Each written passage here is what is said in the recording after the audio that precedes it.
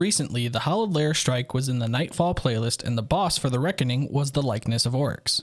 So my PvP derpiness was grinding a lot of PvE to get a god roll Mindbender's Ambition and spare rations, which started to make me think a lot about what makes god rolls god rolls. Well, for me, first and foremost, it must have desirable perks. Next, it must have good stats, a la barrel perks, magazine perks, etc. And finally, a good masterwork. The latter started forcing me into a deep spiral into what the best masterworks are, and are they really that important in determining if a gun is good? Welcome back to the channel. My name is Man of Coal, and today, let's talk about Masterworks.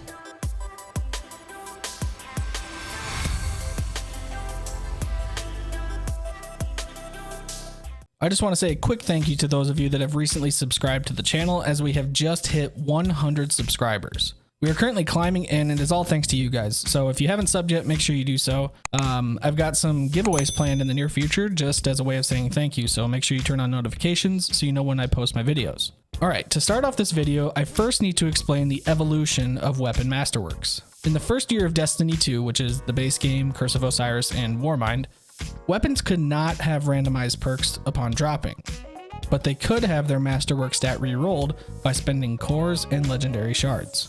In the second year and beyond of Destiny 2, which is Forsaken and everything after that, weapons can now have random perks, but cannot have their masterwork stat re-rolled. For year 2 masterworks, you can upgrade them from tier 1 to tier 10, with 10 completely masterworking your gun. So why is that important?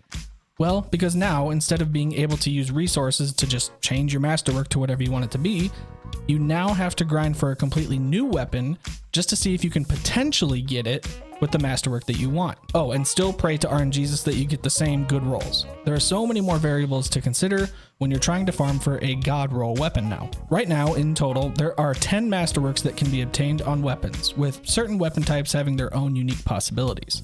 For example, charge time, draw time, accuracy, impact, blast radius, and velocity can all be rolled on their respective weapon types. For the majority of the rest of the weapons we use, they will only contain range, stability, handling, and reload speed masterworks. These 4 will be the ones that we will focus on today. First, let's start with reload speed. With a tier 10 reload speed masterwork, the reload speed of your weapon will increase by 10 points. I'm not going to spend a ton of time on this one, as there's a pretty significant loophole that can just completely justify why you shouldn't grind for a reload speed masterwork. And that is all thanks to the reload perks that we can spec on our armor. If you are sincerely worried about how quickly you can reload your weapon, either in PvP or PvE, you will not see any significant difference between having a reload speed masterwork versus not having one. The biggest place that you will notice a difference is if you spec for faster reload speeds on your armor pieces. In other words, reload speed masterworks should just be at the bottom of your priority list. Grind for a different masterwork. Next, let's talk about the handling masterwork. Handling is a pretty generic term, so let's go over exactly what it affects. Essentially, handling is a combined stat of weapon ready speed and weapon stowaway speed. A weapon with a higher handling stat will ready and stow away faster than a weapon with a lower handling stat. Now, there are a couple things that I want to address with handling and how it works. The first thing I want to talk about is the perk Quick Draw. According to the perk description, Quick Draw allows you to draw your weapon unbelievably fast. However, what it doesn't mention is that it also affects the stowaway speed as well as how quickly the weapon can aim down sights, or ADS. In a nutshell, Quick Draw maxes out the handling stat on whatever weapon has this perk, making it a very sought after perk for many PvP weapons, specifically snipers and shotguns. This leads me to conclude that if the weapons you are using are able to roll Quick Draw, then having a handling masterwork is essentially negated by having this perk. You are better off going for one of the next 2 masterworks, depending on what weapon you are applying it to. The next masterwork we will go over is stability.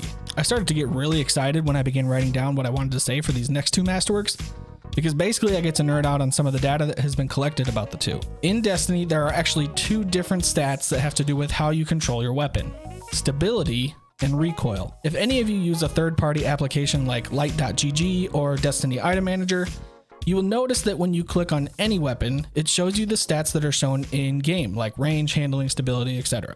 There are also stats shown that aren't shown in the game, one of these stats being recoil direction. The closer the recoil direction number is to 100, the less recoil the gun will have. Now, here's where things get interesting and confusing. A weapon that has a stability stat that ends in a value of 5, so for example 65, will have a more centralized recoil pattern than a weapon that has a stability value that ends in a 0, so for example 70, even though that value is higher. Here's a chart that will better explain what I mean. Credit goes to Reddit user gspaz for resourcing this chart. In this chart you will see that the y-axis is represented by the direction of the recoil, either left, right, or center. And the x-axis is represented by the recoil direction stat value, the number that you will find on whatever weapon you click on in Destiny Item Manager. You can see that the closer the recoil direction stat gets to 100, the tighter and more centralized the spread becomes on the gun. Additionally, you will also notice that every recoil direction value that ends in 5, it is almost a near vertical recoil pattern, whereas a recoil stat value of 70 will have a recoil pattern that pulls to the left. A recoil stat with 80 will pull to the right, and so on. I hope this chart helped explain it a little bit more, because I know it can get kind of confusing. Let me know if you've got any questions down in the comments. Okay, enough charts for the day. Let's move on to the final masterwork in today's video: range. Range has always had an interesting mechanic within Destiny's gameplay. In theory, the higher range stat a gun has, the more effective it will be from a longer distance. Though in actuality, there are more things that come into play than just that, because why wouldn't there be? Range also affects damage falloff, accuracy, and stickiness. Because of how weapons work in Destiny, you are ultimately going to want to maximize your weapon's effectiveness at the farthest distance possible. Damage falloff was put into place so that weapons that were not spec'd to have high range would see their damage numbers decrease the farther their target moved away from them. The more range a gun has, the more effective a gun can be at a farther distance. Range also affects how accurate and sticky a weapon feels at different distances. Again, the higher the range stat is, the more accurate it will be from a distance, and the more your reticle will stick to your target. For those of you who know who Fallout Plays is on YouTube, he is a Destiny YouTube content creator that does a great job at doing some in-depth guides on things like weapons, subclasses, and even perks. Recently, he uploaded a great video on how range works, so I highly suggest you go watch that after you watch this, because he explains it way better than I ever could. I want to note that each person may value a specific masterwork over others based off of what guns they use and how their playstyle is, which is totally okay. If I were to prioritize a list of these masterworks we discussed today, I would say overall, a range masterwork is going to be the best choice for weapons like hand cannons, snipers, shotguns, and SMGs. Stability will be good on pulse rifles, auto rifles, SMGs, and hand cannons. Handling on scout rifles, auto rifles, pulse rifles, snipers, and shotguns. And reload speed on, I guess, any of them.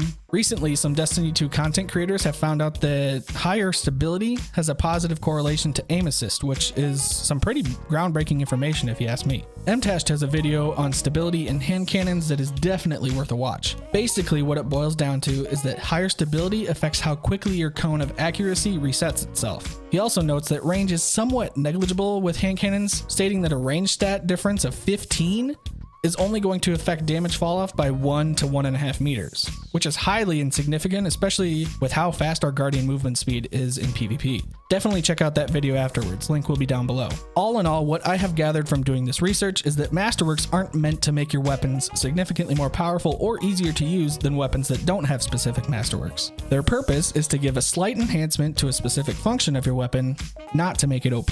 They can, however, be optimized when paired with different armor perks. What masterworks do you prefer on your weapons? Let me know down below. Just a reminder that I stream over on Twitch at twitch.tv/manofcole. Link to that, as well as links to my Destiny clan and Discord channel, will be down in the description. Thank you all very much for watching. A positive rating is always appreciated, and as always, we'll see ya.